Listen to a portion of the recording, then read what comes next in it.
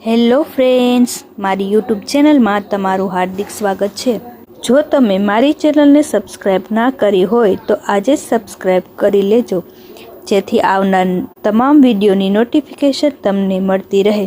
તો મિત્રો, આજે આપણે આ વિડીયોમાં હનુમાનજીના એકમાત્ર પુત્ર મકરધ્વજની વાત કરવાના છીએ। પવનપુત્ર હનુમાનજી સંપૂર્ણ બાલ બ્રહ્મચારી હતા, છતાં મકરધ્વજને તેનો પુત્ર માનવામાં આવે છે। તે કોણ હતો અને તેનો જન્મ કેવી રીતે થયો તે આપણે આ કથામાં જાણીશું। આ વાત રામાયણ કાળ સમયની છે, જ્યારે રાવણ સીતાજીનું હરણ કરીને તેને લંકામાં લઈ ગયો હતો। ત્યારે હનુમાનજી તેની શોધમાં લંકા જાય છે। સીતાજીને મળ્યા બાદ તે અશોક વાટિકાને તહેસ નહેસ કરી નાખે છે। રાવણના સૈનિકો હનુમાનજીને પકડી લે છે અને રાવણની સભામાં લઈ જાય છે। ત્યારબાદ સજા સ્વરૂપે હનુમાનજીની પૂંછડીમાં આગ લગાડી દેવામાં આવે છે। ત્યારબાદ હનુમાનજી ગુસ્સે થઈને આખી લંકા સળગાવી દે છે। લંકા સળગાવ્યા બાદ હનુમાનજી તેની પૂંછડી ઠારવા સમુદ્રમાં ડૂબકી મારવા જાય છે।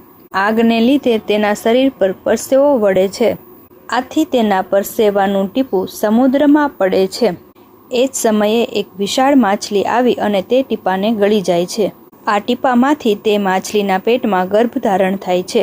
સમય પસાર થતાં એક દિવસ પાતાળ લોકના અસુરરાજ અહિરાવણના સેવકો આ માછલીને પકડીને લઈ જાય છે અને તેના પેટને ચીરે છે।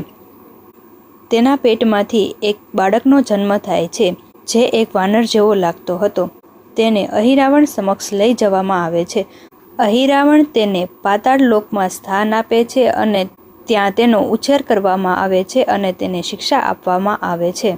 આ બાળકના માથા પર વાળ ન હતા, આથી તેને મકરધ્વજ નામ આપવામાં આવે છે। મકરધ્વજ મોટો થાય છે ત્યારે અહિરાવણ તેને પાતાળ લોકનો દ્વારપાળ તરીકે નિયુક્ત કરે છે। જ્યારે રામ રાવણનું યુદ્ધ ચાલી રહ્યું હોય છે ત્યારે રાવણના આદેશથી અહિરાવણ રામ અને લક્ષ્મણનું અપહરણ કરે છે અને તેને પાતાળ લોકમાં લઈ જાય છે। આ વાતની જાણ થતાં હનુમાનજી તેની શોધમાં પાતાળ લોક પહોંચે છે। તે પ્રવેશદ્વાર પર એક વાનર યોદ્ધાને જોઈ આશ્ચર્યચકિત થઈ જાય છે અને પૂછે છે, તમે કોણ છો? મકરધ્વજ જવાબ આપે છે, હું હનુમાન પુત્ર મકરધ્વજ છું અને પાતાળ લોકનો દ્વારપાળ છું। હનુમાનજી આશ્ચર્યચકિત થઈ જાય છે અને કહે છે, હું તો બાલ બ્રહ્મચારી છું, મારે કોઈ પુત્ર નથી, તો તું મારો પુત્ર કેવી રીતે થાય? મકરધ્વજ પોતાના જન્મની કથા હનુમાનજીને સંભળાવે છે કે તેનો જન્મ હનુમાનજીના પરસેવાના એક ટીપામાંથી થયો હતો। હનુમાનજીને સમજાઈ જાય છે કે મકરધ્વજ જ તેનો પુત્ર છે। પછી હનુમાનજી રામ અને લક્ષ્મણને બચાવવા પાતાળ લોક અંદર પ્રવેશ કરવા જાય છે ત્યારે મકરધ્વજ તેને રોકી લે છે અને કહે છે, હું મારા સ્વામી અહિરાવણનો વિશ્વાસપાત્ર રક્ષક છું, હું તમને અંદર જવા નહીં દઉં। હનુમાનજીએ સમજાવવાના ઘણા પ્રયાસો કર્યા, પણ મકરધ્વજ પોતાના કર્તવ્યમાંથી વિમુખ થયો નહીં। આથી હનુમાનજી અને મકરધ્વજ વચ્ચે ભયંકર યુદ્ધ થયું। અંતે હનુમાનજીએ મકરધ્વજને પોતાની પૂંછડીમાં બાંધી લીધો અને પાતાળ લોકમાં પ્રવેશી ગયા। અંદર જઈને હનુમાનજીએ જોયું તો ત્યાં એક દેવીનું મંદિર હતું, જ્યાં અહિરાવણ રામ અને લક્ષ્મણની બલિ આપવા માટે તૈયારી કરતો હતો। હનુમાનજી તરત જ દેવી ચામુંડાનું રૂપ ધારણ કરીને ત્યાં સ્થાપિત થઈ ગયા। જેવો જ અહિરાવણ બલિ આપવા ગયો તે જ ક્ષણે હનુમાનજી પ્રગટ થઈ ગયા અને તલવારથી અહિરાવણનો સંહાર કર્યો। ત્યારબાદ તેમણે રામ લક્ષ્મણને મુક્ત કરાવ્યા।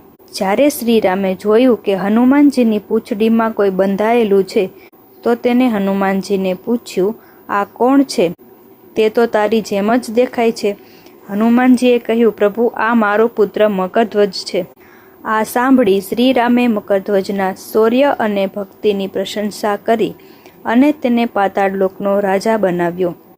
મકરધ્વજે પૂરી નિષ્ઠાથી પાતાળ લોકની જવાબદારી સંભાળી અને તે એક મહાન શાસક બન્યો। તો મિત્રો, આ હતી હનુમાનજીના પુત્ર મકરધ્વજની કથા। તો આ કથા તમને કેવી લાગી તે મને કમેન્ટ બોક્સમાં જરૂરથી જણાવજો અને તમારા મિત્રો સુધી શેર કરજો। વાર્તા સાંભળવા બદલ આભાર।